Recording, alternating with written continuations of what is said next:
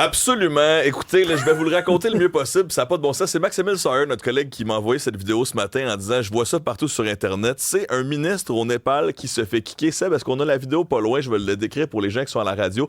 Imaginez-vous une manifestation, un groupe dans la rue au Népal. Et là, on voit un individu qui court, qui s'éloigne. On l'entend et il se fait kicker solide, rebondit sur un mur de briques.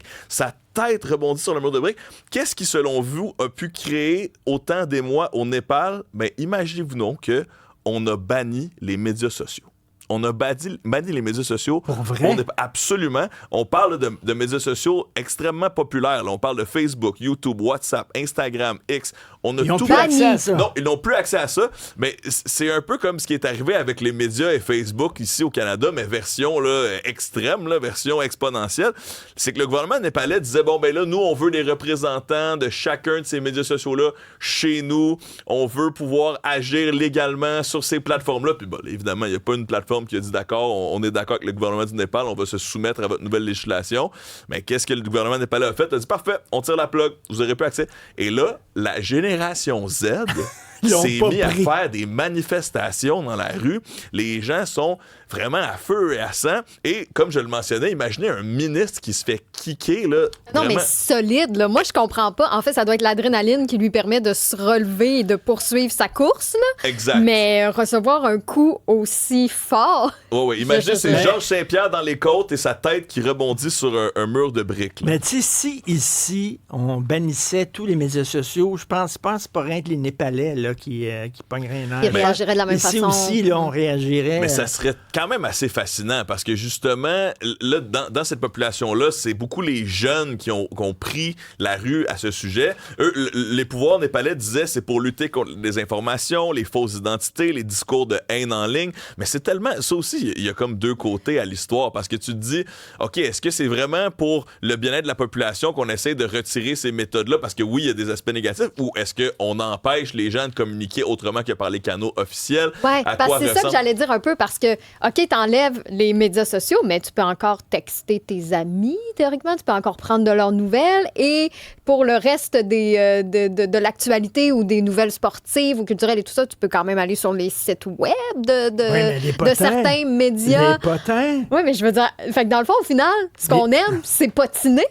Oui. C'est ça que je retiens? Tu peux regarder des vidéos de chats. Et ce qu'on aime aussi, c'est les spikes de dopamine qu'on reçoit à chaque fois qu'on voit exactement la vidéo qu'on a envie de voir au bon moment. Là, quand je revois mes vidéos de George Carlin sur mon téléphone cellulaire avant de me coucher la nuit, là, je me dirais que j'aime ça. Je pense pas que je serais prêt à kicker un ministre là, pour autant, mais ça fait quand même réfléchir cette nouvelle. C'est fou. Stéphanie, la liste des 10 meilleurs films de Stephen King. Oui, mais en fait, ça a sorti hier, fin d'après-midi, ça, Richard, puis étant donné que tu adores le cinéma, moi, je voulais avoir ton point de vue, en fait, sur la liste que Stephen King a lancée. Donc, il a sorti ça sur X hier, le top 10 de ses films préférés de tous les temps. Là, il a quand même précisé que ce n'est pas dans un ordre spécifique. Donc, c'est pas nécessairement de 1 à 10 ou de 10 à 1. Et il a évidemment écarté de la liste 4 films adaptés de son œuvre. Donc, on s'entend qu'il a voulu faire ça. Vraiment, c'est ses coups de cœur à lui. Et là, ben, c'est ça, je me demandais un peu qu'est-ce que tu pensais de la liste. Donc, on retrouve Les Dents de la Mer, donc Jaws.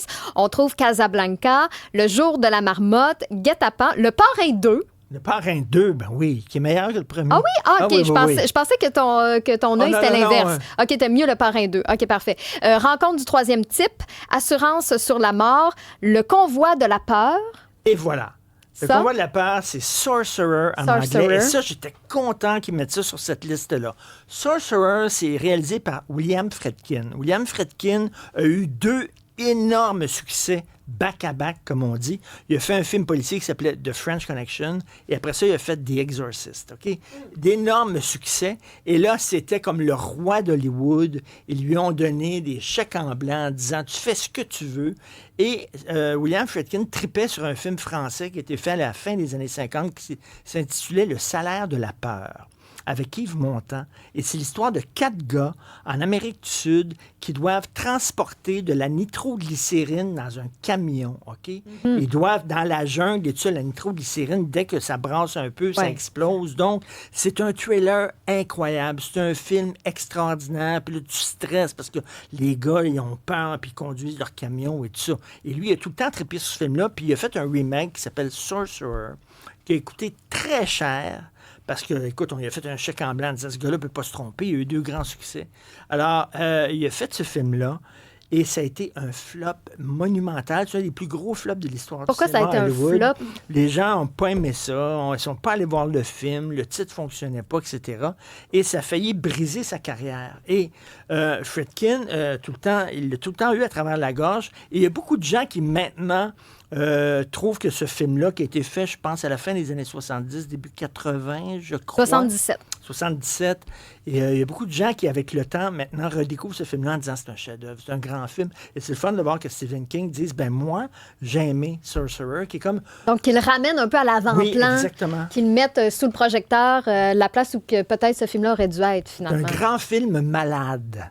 Qu'on appelle ça. François Truffaut avait ce terme-là pour les films qui est très ambitieux, mais qui se sont un peu plantés. Des grands films malades. J'ai une question importante pour toi, Richard. Là. Je n'ai vu aucun de ces 10 films. Si j'en ai un... T'as pas vu Jazz? Ben oui, c'est sûr, t'as vu Les Dents de la Mer. J'ai pas vu Jazz. Fait que toi, t'as pas peur des requins. Ça veut dire que toi...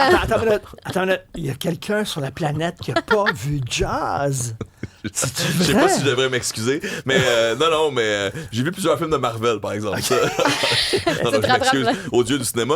Mais mais si j'avais un film là-dedans à voir là, dans la Casablanca, Parrain 2, je commençais par le 1, j'imagine. Non, il faut que tu vois Jazz. Jazz le premier. C'est une leçon de mise en scène incroyable. Oui, exact. Réalisé par un gars qui avait 27 ans, je pense. Ouais. Mais je connais toutes les histoires autour de Jazz, comme quoi le requin fonctionnait pas, donc là, il fallait être intelligent pour le montrer. Il y avait pas 3 requins, même. Ah oui, puis qui cassait tout le temps. Non, regarde-le pas, parce que tu as quelque chose de spécial. Tu es comme vierge. Tu es une des rares personnes à pas avoir vu Jazz. Reste comme ça. C'est comme la chèvre qu'on peut. C'est ça. C'est comme ceux qui n'ont pas de tatou maintenant, c'est ceux qui sont les plus uniques. Moi, j'ai pas vu Jazz. Il y a des gens, il y a des journalistes à l'étranger qui vont venir à Montréal pour parler au gars qui n'a pas vu Jazz. Il faudrait faire de la publicité là-dessus. Il est pur. Pour connaître d'autres nouvelles, allez sur l'application ou le site cube.ca. Oh!